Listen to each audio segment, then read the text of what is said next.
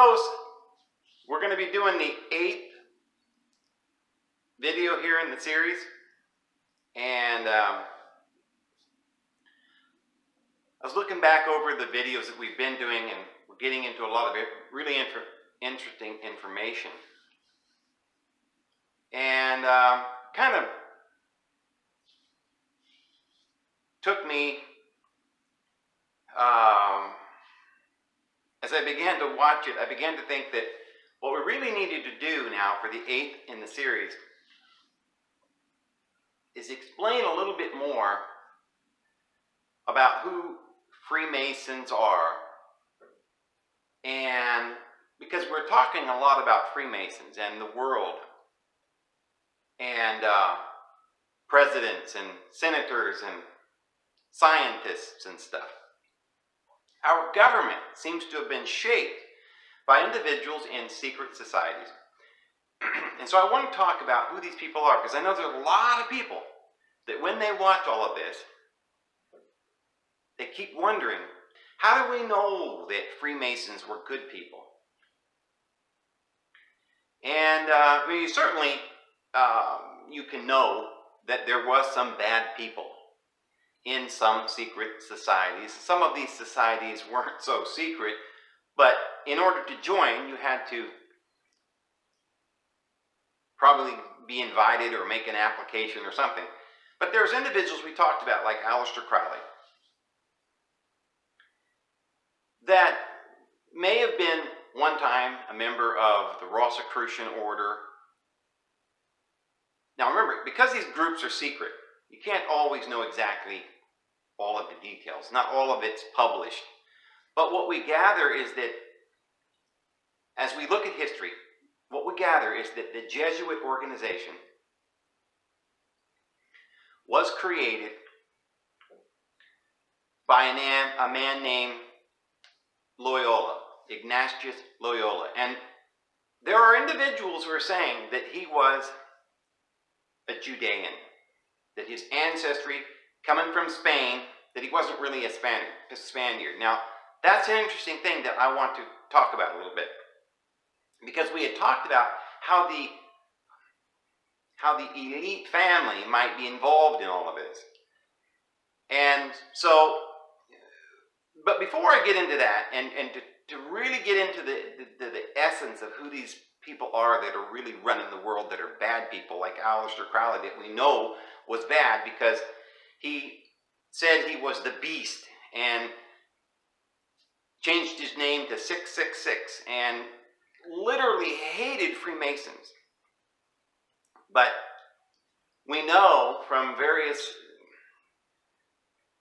information that you can gather that he was working for the Jesuits, and that he was working as at least a spy for the English or for the British, but as more than likely he was also working as a double agent for Germany as well during the war. And there are probably a lot of people that just don't do any research, and they look at Hitler and say, oh, he was probably a good guy, you know.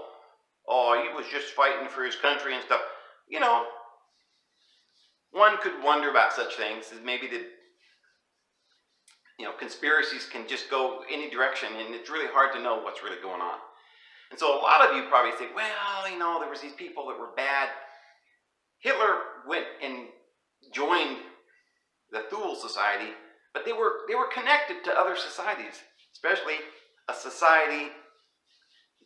secret society that was created by Aleister Crowley. And Aleister Crowley is really the person that inspired LaVey in the Church of Satan. You know, the law that he created, his book of the law that stated, do what thou wilt. That became the mantra of the Satanic Church. But there's no question that Aleister Crowley worshipped Satan, and that he was into very dark sexual magic and all kinds of evil things, and putting spells on people and seances, and they were trying to bring the world as we know it, the present system, down, and they were trying to institute an evil government ruled over by Satan. But when you do the research research, all of the research, what you'll find is that this Thelema organization, started by Aleister Crowley, was really the head during that period of time of all of these upcoming groups and organizations that were contacting some sort of satanic beings and doing everything they could to take over the world. And they're still in charge, friends, in many ways. And we're going to get into all of that. We're probably going to go through many more videos in this. But it's documented. It can be proven fairly easily that Hitler participated in a ritual to be inaugurated as the beast, as the Antichrist. I mean, he literally believed he was the Antichrist. And they knew full well that they were created by the Jesuits. And so what we're finding out is that the Jesuits then, they had a plan, and we need to know who they are, how that connects with Freemasonry and the ancient occult and the ancient esoteric wisdom. See, just because they studied some esoteric teachings and symbols and stuff that goes back to Egypt doesn't mean these individuals that were now bad, openly and avidly contacting Satan, were the same beings as, remember, the initiates, the Essenes initiated individuals into the esoteric wisdom. These weren't bad people.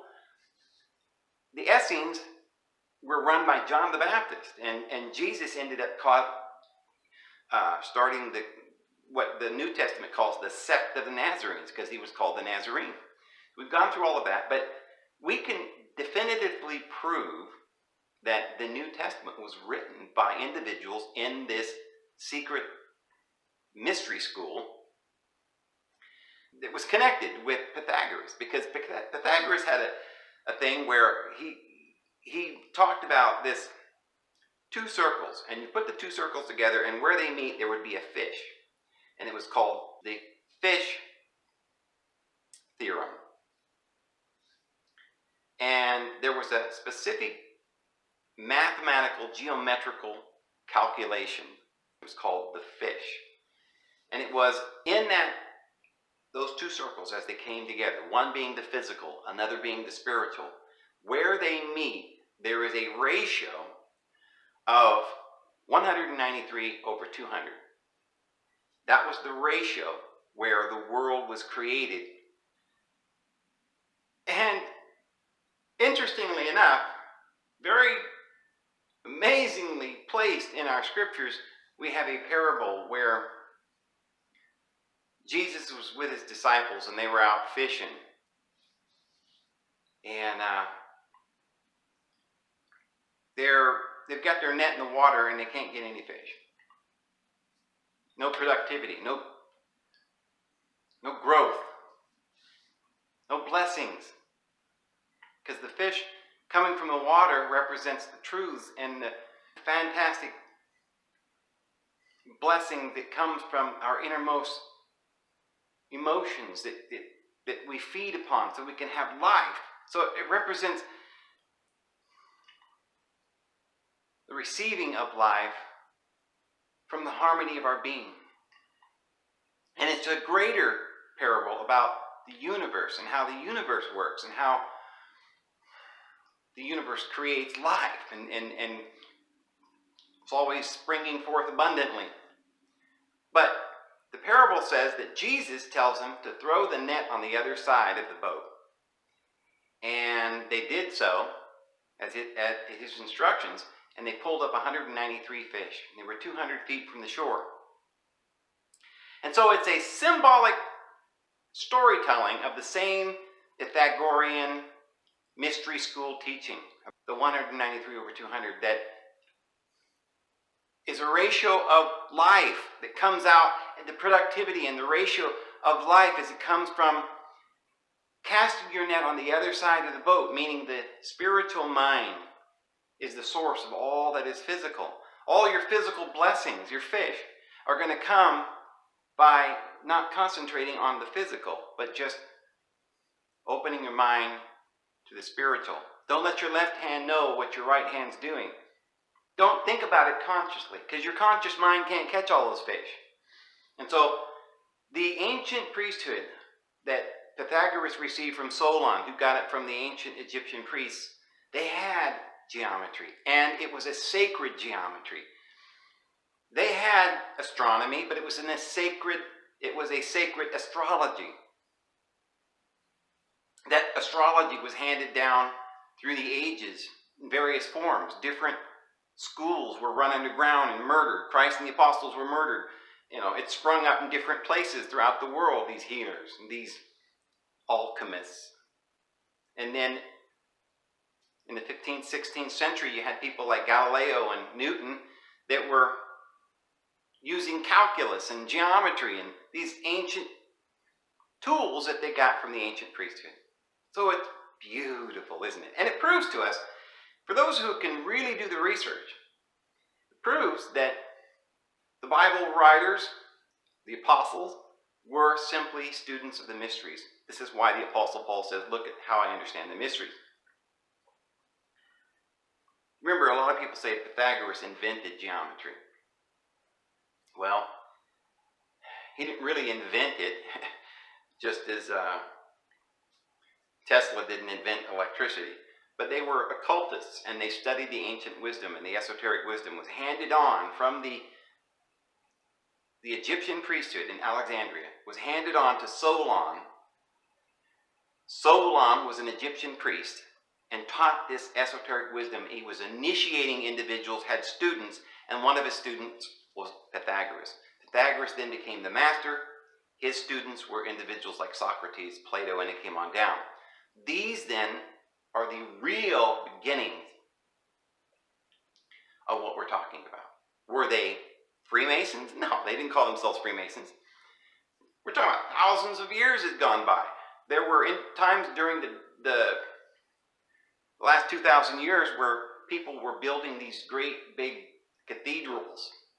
And when they built these cathedrals, they had to have men with skills. So they had these guilds, Masonic guilds, and they were stonemason builders, physical stonemason builders. But in order to know how to do these things, they were trained. And in these great cathedrals, which were religious, some of them were buildings that would, like temples, that would have mystic symbols. So you've got painters that were understanding all of these mystic symbols and putting them into artwork. And you were having architects that were building these great cathedrals that were putting into the walls these symbols because they were building temples. And what were they building these temples for, these cathedrals? Well, to carry on the wisdom, the knowledge. The peasants didn't know how to read, but there was a certain spiritual knowledge that was being handed down by certain individuals that in order to be initiated into the mysteries, there were certain handshakes and so forth. Now, remember, we know from the Bible that Jesus was murdered.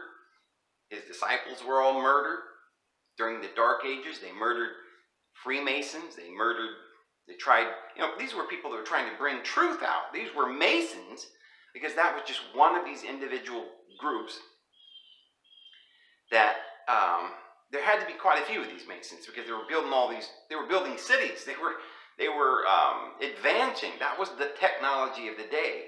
I mean, you think about it, after 1900, we started building with steel. So, there wasn't really any need for any physical masons as much as, there were still architects. And believe me, many architects, people that built Washington, D.C. and stuff, they built right into the roads and the construction and the architecture, all of these symbols, right, with Washington Monument and, and different things like that. So, these architects still exist, and they have to get this ancient wisdom through particular schools. But there were evil schools that got started. We're going to talk about how that happened. We've got some saying that Ignatius Loyola was a Jew. What do you do with that information? So what? Well, the Catholic Church back at 1500s, they didn't like Jews. The Catholic Church didn't like Jews for a long time. They persecuted them. So there was a bunch of Jews that went to Spain, and then we call that the Iberian Peninsula. Well, it was called that because they were Iberians or Hebrews. I don't think most people even realize it. They just think of Spain as this big, huge country, but about half of Spain was called Portugal. And this is where, Columbus set sail, and they had these big white masses with the red cross. Well, they were Rosicrucians, rose crosses. And so Rosicrucianism goes way back to a group of individuals who were sailing around the world and building up this new world that they were trying in their mind, which was liberty and freedom, this fraternity of love and light.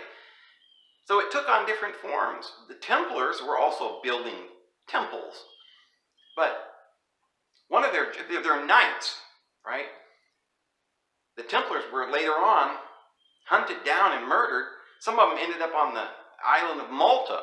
They became known as the Knights of Malta. Well, so you say, oh, there's a connection right there. Templars, Masons, and the Knights of Malta. And you just said, and you've been saying in your videos, that the Knights of Malta are all the evil people that's running our government. This is why it's so confusing. There were, like I said, Aleister Crowley was a Rosicrucian. But there were many early Rosicrucians that were Hebrews that were coming into Spain. And then they went on up into Scotland, and the Isaac's sons, or Saxons, were the sons of Isaac. And even Ireland probably comes from the word Iberland, or the Hebrew land. So, there's all of this rich history and information that, the British very likely means Ish in Hebrew is man, and Brit is covenant. So they are the covenant man. So they worked their way up. Remember, Rome just destroyed Jerusalem and Israel, and they were just scattered. And a group of these individuals, the Essenes, they were Hebrews, but they were of this initiation order of the Essenes. And they carried down with them these mysteries. And as I've said in other videos, Jesus was their promised Messiah. Their Pharaoh. He was mummified and anointed by his high priest wife, Mary Magdalene, which in Egypt they called their high priest women Marys, just like all the way going back to Joseph, who was married to Potiphar's daughter, and she was the high priest, or the Mary. He became the high priest of Egypt because he married the daughter of On, which goes back to the Sumerian An. So this is this ancient priesthood that was brought here from the stars. And it created the pharaohs. The pharaohs came down in a long priesthood line to Christ. Christianity has never been told this. They don't know. They think Jesus was just some Jew that was in Palestine, and they don't understand there's any connection with Egypt and the pharaohs. They don't even know that Israel lived in Egypt for 500 years, and they were the pharaohs, and they were buried in the Great Pyramid. But that's another video that we can do, and we've done videos on this. But briefly, there's so much that we got to pull out of the air, see, and you can spend hours just proving one point or another, which we have done, proving many of these points in various videos. So we get ourselves up to the days that we realize that Christ was the long-awaited Messiah that had been heralded by the Egyptian priesthood. And the pharaohs were priests, and their wives were Marys, and they anointed their husbands with the crocodile oil, and they became the Mesa, or the Messiah. And so Jesus was entombed and rose the third day, and this is basically a ritual that was talked about in the ancient hieroglyphs on the pyramid walls for centuries. And so he was the Madonna and Child, which is the Mary, and she's holding the Madonna child, and that little child, the Horus, which is the sun that rises on the horizon, and it's the coming new age of Aries. So these groups of individuals were handing down these ancient mysteries. When they went into Europe, Mary Magdalene fled with a baby that was the child of Jesus. And so they had the traditions of these knights that would protect her and her child. And the first Christian church was up in Europe. Well, the traditions say that through that child, many particular royal bloodlines were created in Europe. There's all kinds of mysteries we could go into, one after the other. The Tiatifi line that goes to Scotland, Ireland, and Britain. And in their legends, they talk about this priest from Egypt, Tiatifi, that was taken by Jeremiah, the prophet, and brought to Ireland, the Iberland, the Iberian Peninsula. Down through the ages, they protected with their knights the Holy Bloodline and the Holy Grail. And when they left for America to make a new world because they were being persecuted, they left from Portugal, or the port of the Holy Grail. And they put the Red Cross because they believed they were Christians and they were being persecuted by the Catholic Church, the Holy Roman Empire, which is an evil thing that ended up reviving itself 3 times. That's why Hitler said he was starting a Third Reich. That was the third empire of the Holy Roman Empire. It started in 800, and then it fell. The Visigoths overthrew the Roman Empire and started up as the Holy Roman Empire, and then the Holy Roman Empire went down, and then it came back up and around 1000.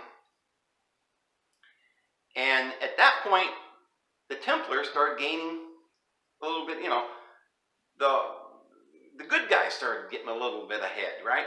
And so from about 1099 to about 1299, for about 200 years, they actually went into Palestine and created the Kingdom of Jerusalem. And there were literal lineal descendants of David sitting upon that throne. But they said they would not make themselves a king because in deference to Christ, who was the true king, they would not put a crown upon their head. But at that time, there were many pilgrims that wanted to make their little pilgrimage to Jerusalem.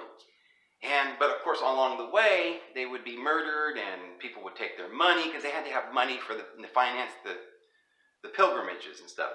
So there was a little group of individuals that were making temples, and they were called Templars, and they were knights that were knighted to protect the pilgrims.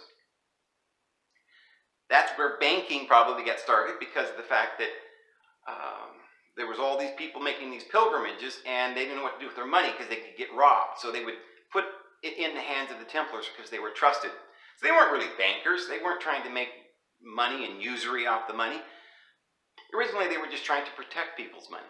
Well, there was the bad side, the Holy Roman Jesuits that got started back in the, way back, that have an evil desire to destroy the seed, to take this Holy Grail. So they had to protect it. They had to protect the pilgrimage, the holy Christians on their path to Jerusalem, and they had to protect their money. They had to protect the seed and the royal blood, and most of all, to protect the truth. This is what they were protecting, that these truths would be able to go to the world, to enlighten the world. Well, the Catholic Church would keep knocking it down. They'd come up with truth and broadcast liberty and stuff like that. The Catholic Church would say, oh, well, let's burn that library, right? And they would just go in and murder people. So Hitler was creating the Third Reich, and he was a Jesuit. He was a Catholic all of his life. He was born and raised a Catholic. Catholics had been completely taken over by the Jesuits. The Jesuits were completely taken over by Ignatius of Loyola, which was a particular individual who was also one of these Jews. That doesn't mean they're good and doesn't mean they're bad. Okay? There's not one race of people on the face of the earth that's good or bad. We're all children of the living Father in heaven.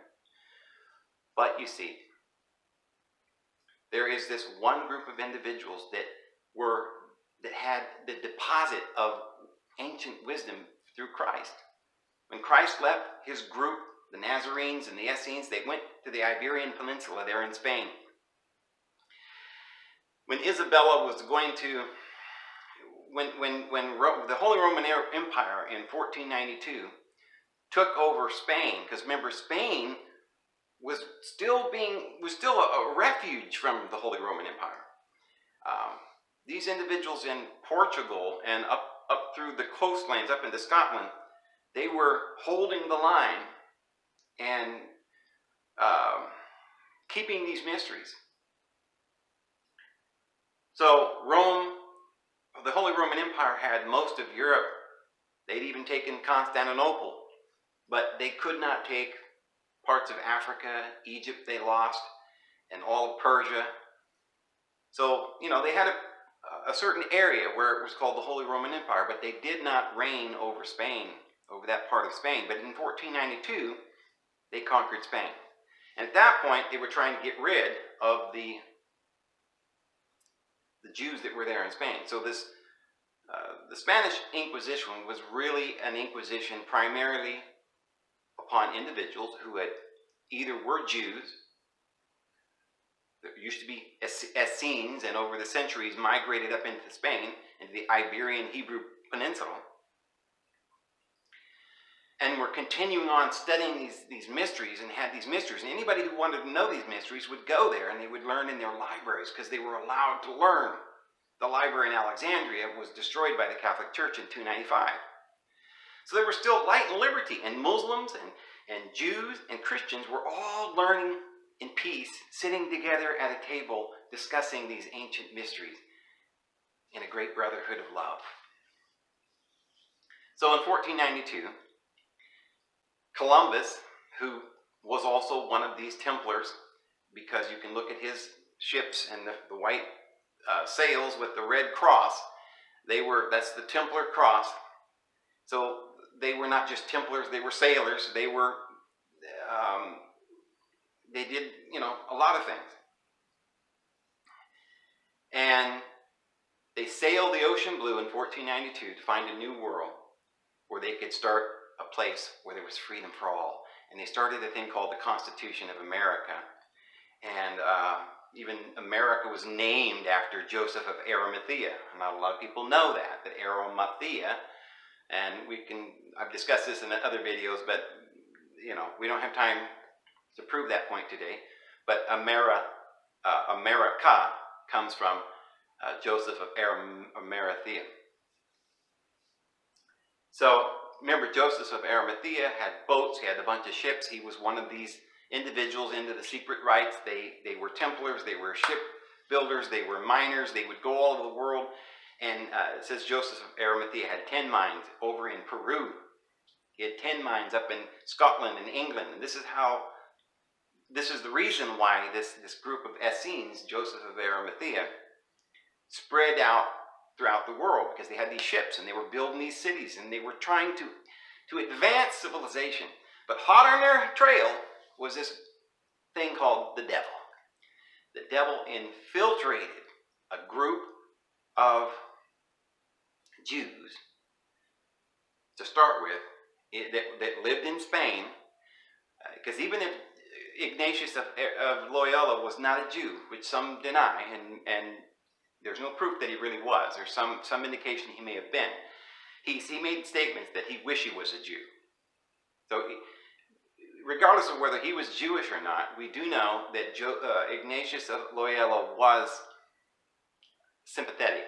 And so for about 100 years, the whole entire Jesuit organization that he created was stocked with these particular Jews. Now, this particular group of Jews were very steeped in the occult, the Kabbalah, and different things that they had been learning from Spain. So that's all good, because that's the esoteric wisdom that goes back to Egypt. Okay, so up to this point, it's all good. And it's going to take several videos to get from that point to find out what happened with these different organizations and what they are and who they are. But let me start by saying basically this. You can't just say that Freemasonry goes all the way back to Egypt, because it doesn't. Freemasonry is masonry, which they weren't doing in Egypt. In Egypt, it was the priesthood. It was Pythagoras and Solon that carried it into Egypt, or into Greece. And there were mystery schools that were put all over the world. One of them was the Essenes. Another group was the Therapeutae down in Egypt. And there were, in Jerusalem, there was one branch of the mystery schools called the Ebionites. They were all bound together, though they were various communal orders that were, separately run, but they were bound together in brotherhood and unity and in love. And there were individuals that were probably certain masters that could travel and look after these organizations and make sure that they were teaching truths and so forth. But from time to time, because individuals like Rome, run by the devil, didn't like these individuals. Remember, Julius Caesar was a great man. He tried to get rid of all of these corrupt senators, and that's why they ended up murdering Julius Caesar. He was betrayed by Brutus. And this is part that was stuff that most of us don't know, we're not familiar about, but it's beautiful truths that we've never been taught, that you need to, one day we need to talk about more of this, because it's talked about in Shakespeare's plays. Those who go to universities allude to this all the time, because it's very important that you understand this history. But Julius Caesar was a very, very, very good man, and his wife was Cleopatra. And they gave birth to a child who was the last who would carry on this ancient priesthood. Well, that king, that child, was taken. And I will tell you this, Mary Magdalene bore a child, and that child was taken to Europe. And all of the royal lines of bloodlines all over the world comes from that child. And so many of you say, well, how did the Jews get to Europe? Or what are the Ashkenazi Jews doing up there in Germany? Well, the Ashkenazi Jews were a group of Jews that came from the Merovingian line. The Merovingian line, they were just individuals that fled Jerusalem when it was being destroyed by the Romans, and they ended up, there's stories and mythological stories that you can go back and said that Mary Magdalene's child was taken on a boat, landed in France, and she became one of the royal line, see? And this is why Charlemagne was supposed to be a child of David, reigning upon the throne. And Charlemagne, throughout all of the Roman Empire, all of the counts and all of the kings and the individuals, anybody that ran anything throughout Europe was Jewish, because Charlemagne was Jewish. And not just any Jew, friends. These were Jews from the line of Jesus Christ himself. These were Essenes. They had the holy wisdom. They had the esoteric wisdom. But they weren't directly related to the Egyptian priesthood, except through this line going through the Essenes by virtue of the ancient initiations into the holy rites to keep this and preserve this truth in the world. And so Mary Magdalene went to Europe, and her child became a royal bloodline in Europe. And then there were Templars, soldiers that were put forward to protect the Holy Grail. And they're still protecting the Holy Seed and the Holy Grail and the Holy Initiated Truth even to this day. And they came to America and created the Constitution and liberty. Of course, hot on their heels was the Jesuits. And so you've got all kinds of things that you've got to understand. The esoteric wisdom that you find throughout all of these ancient communities and mystery schools all stems from the same one and only esoteric wisdom, the truth. The symbols of the pyramid, the Eye of Osiris, and different things. It's about astrology. That's what your Bible's about, astrology. We've covered that extensively. All of these scriptures, and John got all these symbols and signs, and he saw a sign in heaven, So it's all about astrology. It's a story that was written in the sky. And so we're the ancient priesthood, astrologers that built the pyramid, architects that were lining it up with the stars. Were they evil? No, they were putting in the Great Pyramid these beautiful symbols to remind us, and so that one day we would be able to go back to these ancient monuments and say, you see, They've been preserving these truths for us and letting it out the best that they could, trying to enlighten mankind as we're ready, and continuing to take these mysteries with them so they didn't get extinguished in the earth. And if something happened and they came in and destroyed them, the bad guys came in and destroyed and murdered everybody, they'd bury these manuscripts down so that we'd have them today. And then we dug it up in 1945. Called the Nag Hammadi Library, for one. The Dead Sea Scrolls. They hid them in the ground because they were precious. And friends, if you think that somehow that's evil, you're mistaken. Those words are precious, and they are the ancient esoteric wisdom. So that esoteric wisdom has come down to us, defended by the Knights Templars, defended by the Freemasons who were building the temples, defended by those who went in the ships and came to America and made the Constitution. You say, well then why is Aleister Crowley so evil? Well, individuals try to join the secret societies all the time. Doesn't mean they're good people. In fact, bad people really want to get in. They really want to know. And so Satan's had a plot all along, right? To somehow take over the world. So in the last century, there's been this great big plot. And individuals that couldn't get the mysteries because they weren't allowed. Because the Masons, would take a look at their individuals that were going to ask for initiation, and they would determine over a period of 3 years whether or not they were worthy of these mysteries. And of course, if they showed these tendencies of evil and they didn't show any progress and their hearts weren't right, they never gave them these ancient mysteries. So people like Aleister Crowley get frustrated because they wanted power. So then they decided, if I can't get power from God, I'm going to go get power from the devil. So then they would go off and make this weird little cult, some weird secret society, and get a bunch of their brothers that were also demanding power. And then we'd get them into a little group, and they would make up their own little group. And they would do rituals and ceremonies and dig through the ancient wisdom, see if they could find some ceremony that they could contact Satan or something, right? Most of the time, they didn't know what they were talking about. Of course, Satan, who is Satan, was a group of 200 or 300 angels that came to the world thousands of years ago. And they began to make slaves of human beings. And our Father in heaven, it says in the scriptures, the angels that sinned were thrown into Tartarus. Okay, that's a place where they were not allowed to go back to their home star.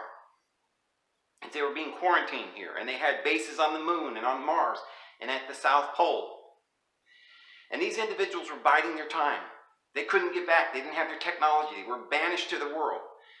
They wanted to use mankind, but they needed a special vehicle. They needed someone to enter into. They needed a body, a group that would promulgate their lies and destroy the world and take down everything that was good.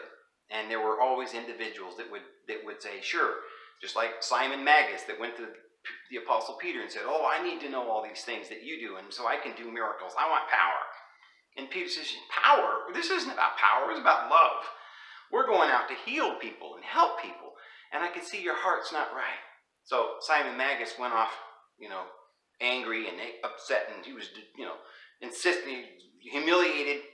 So he went to Satan, and Satan gave him certain powers. And there's even scriptures that talk about how Peter and Simon Magus battled. Well, this is an illustration of how this has come on down to us. And these evil individuals who would create these secret societies or even infiltrate the wisdom of the secret societies, and sometimes become undetected for years and be part of these good Freemasons, maybe as a spy or something. This is what we know about Aleister Crowley. He was a spy. He went and did a ritual on Hitler.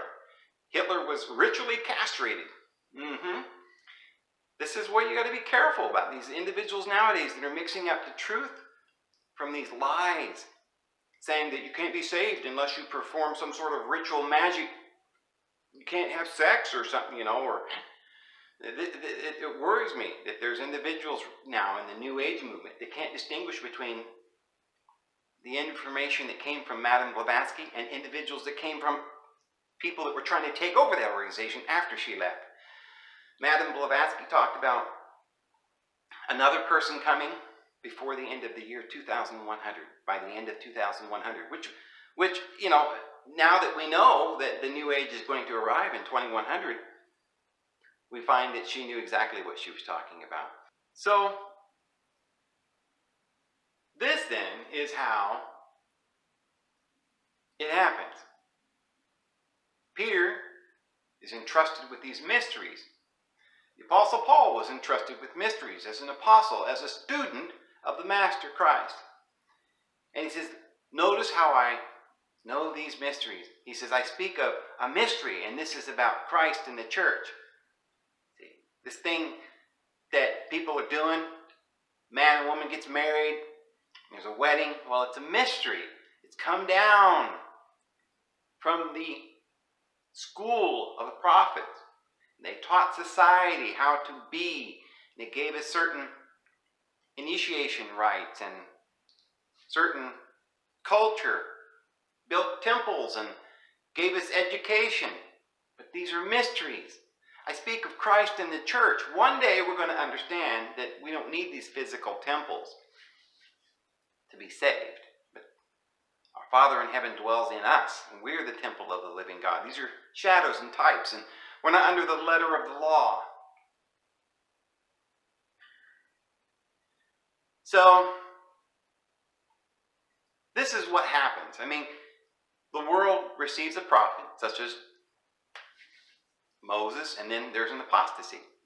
And Israel, to this day, the Apostle Paul says, when they read the Torah, they have a veil over their face because they're taking it literally.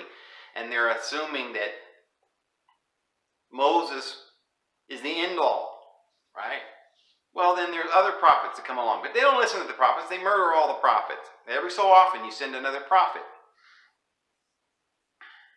Well, when Jesus came, they said, hey, prove that you're a prophet. You say you're a prophet. Well, let's see. You know, do a miracle for us or whatever. See, this is the way it works. And Jesus confirmed that John the Baptist was the greatest of the prophets up to that time. And he also confirmed that John the Baptist was the reincarnation of Elijah. But Jesus said that I'm not going to explain everything to you. You're not yet ready. There's still going to be some time. But ever so often, we do have individuals that come along to help us and educate us, to show us the way. And so,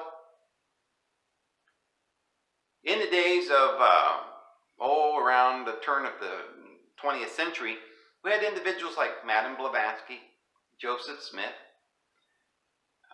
there was Edgar Casey, you had Manly P. Hall, there was Mary Aker Betty. She wrote Christian Science, Science and Health. That's one of the most amazing, clear, and concise books you'll ever read, and it will lead you to the truth. But Madame Blavatsky says that there will come another teacher, someone who will help us and put some, another movement that will put some of this stuff together. By the year 2100, it'll all be finished.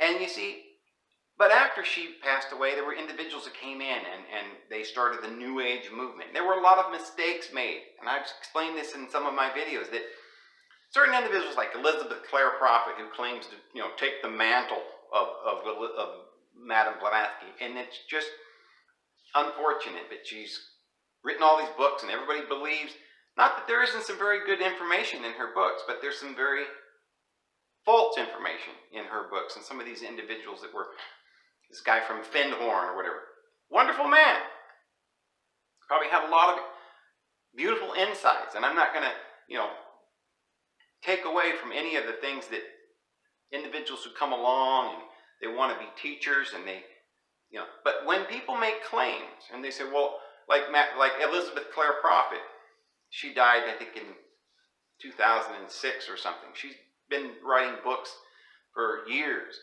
but she claimed to be one of the two witnesses written about in Revelation. And I can tell you, and I testify unto you all, That's not correct. She is not one of the two witnesses of the book of Revelation. And her husband, Mark L. Prophet, as she speaks about, was not the other witness. She's the one kind of got a lot of this stuff going around in the world today where people are using crystals and they think that's the end-all be-all, right? Just buy a crystal and go, Some of these New Age yoga things were established by individuals in the Jesuit priesthood. They came in and took over Jehovah's Witnesses. They came in and with Brigham Young and took over the teachings of Joseph Smith and blasphemed everything he said and did. Said he was a polygamist and he was not.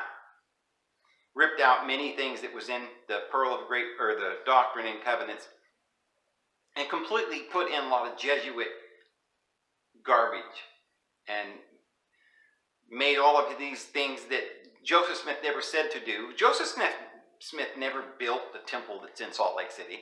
He never put all of these Masonic rites into the temple. When Joseph Smith was alive, they had a temple. It was in Kirtland, Ohio, and it was nothing like this Masonic thing that's going on. And I don't mean there's anything wrong with Masons, but what I'm saying is it was a branch of the Masonic order that was taken over by the Jesuits who came over to America after these wonderful Masons gave us the Constitution.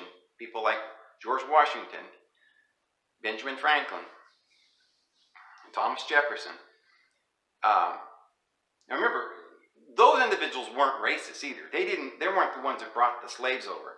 That was a group of Jesuits that was bringing these slaves over. They had an ulterior motive. They're always trying to start division and racism. And so they more or less through policies took over the colonies there. These Knights of Malta, working for the Jesuits. In one video, I want to go back and explain how the Jesuits became what they are, this evil society. Remember, we've already talked about how Ignatius of Loyola was said to be Jewish, but there's no proof of that. In fact, he said he wished he was a Jew, but he did, in fact, have his secretary was Jewish, and many of the individuals that became Jesuits over a period of 50 to 100 years were almost exclusively Jews at that time. So the Jesuit order was created by many, many different Jews, and because of this Jesuit order, they went into Russia, and it was a group of these individuals that were put into positions of power and bureaucratic authority there in Germany and different places. And they're the ones that went over and took over the British government through these Jesuit orders. The Catholic Church took over all kinds of, everywhere all over the world. And why then was it evil? Because Satan wanted to stop America and the Constitution and the progress and the march of truth. He didn't want people to know that the earth was round and that we could have electricity. He didn't want Tesla to give the world free electricity. He found electricity in the world. He's like, oh darn, now they've got progress. So what he did was he sent people like Rockefeller, the Jesuit, to come over here and get Standard Oil and to purchase groups like Yale University and these universities where they could bring up. Now remember, the Thule Society was a branch of the Jesuit order in Germany that you can read how Hitler and Himmler created the entire Third Reich. Their entire Nazi structure was based on the Jesuit priesthood and was filled with Jesuits, and how they created the Thule Society. Well, in America, the corresponding group that they created was the Skull and Bones. And yes, friends, this little family that was running our country for a period of time were in direct descent from the Jesuits over there. Bush was a Catholic. Oh, I guarantee it. He was a Catholic, and not just some innocent bystander, but he was a Jesuit priest, and so was his father, and so was Prescott Bush, and they financed Hitler, and so was Ford Motor Company, also a Jesuit, also a Catholic. And so the Skull and Bones was the order of death. As Thule was in Germany, so the Skull and Bones at Yale University was to America. And so they came over here to bring this country down and liberty and justice for all. And so right after Madame Blavatsky passed away, individuals vied to take over that organization. Individuals like Besant and Ledbetter. Look, I think Ledbetter was a pretty decent guy, but because he was a decent guy, they wouldn't let him take over the organization. They trumped up some charges of that he had been involved in some sexual sin and so forth. They got him out of there and put in Besant. Well, Ledbetter really didn't do anything at all, but they got him out of the organization. So he was probably a decent guy, but he wasn't necessarily a prophet. And so there were individuals like Elizabeth Clare Prophet, was financed by the Jesuits to just put all these weird things out there like, we all got to wait for our twin flame, which is going to be this one person that is our twin flame. And there's nothing wrong with that. I mean, I believe that, we go through incarnations, many incarnations, and we have people that we love and that could be like a soulmate. But your twin flame is the physical and the spiritual that you've got to harmonize. That it's going to ignite on the top of your head. And when that happens, it's a spiritual awakening. It's not about finding some person to marry. But there's lots of these little things, that they get people excited, crystals and ores and twin flames, and it's just a way to sell books. So Elizabeth Clare Prophet was a fake. And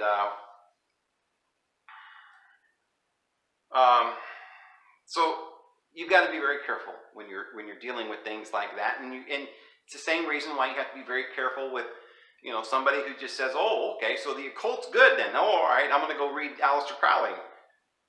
You got to really be careful. So there's a lot that we want to discuss so that we can understand exactly what's going on, how this world could possibly have fallen into such evil. I don't know if you know, but when you're watching television and you see the music industry, for instance, and Lady Gaga, right? She's up there dressed up like Satan or something. And I saw a video, I guess, with Keisha. And she was doing some sort of a public sacrifice to Satan on stage. And she was ripping a heart out of some guy and eating his heart. I mean, I don't even want to say this stuff. I mean, I don't even want to describe what she was doing in those videos. And we've seen Madonna depicting the whore rides the beast, right? Now, a lot of these symbols go back to the ancient esoteric wisdom, but they're just misusing them, turning crosses upside down and saying that the Star of David is